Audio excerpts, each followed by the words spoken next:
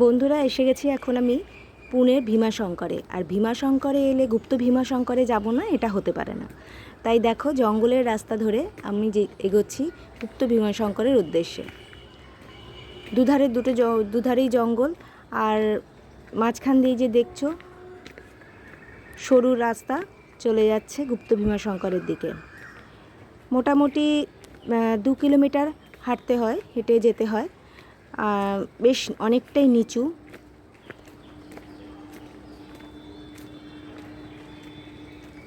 বেশ জঙ্গল দেখতেই পাচ্ছ।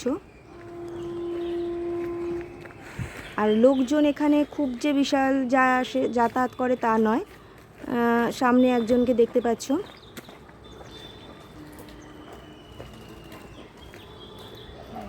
তবু তো আমি এই রাস্তায় দুবার হারিয়ে ফেলেছি। এবারে একজনের বলাতে আমি এই পথ দিয়েই এগোচ্ছি। সোজা এগোতে হবে গুপ্ত ভীমাশঙ্করের দিকে।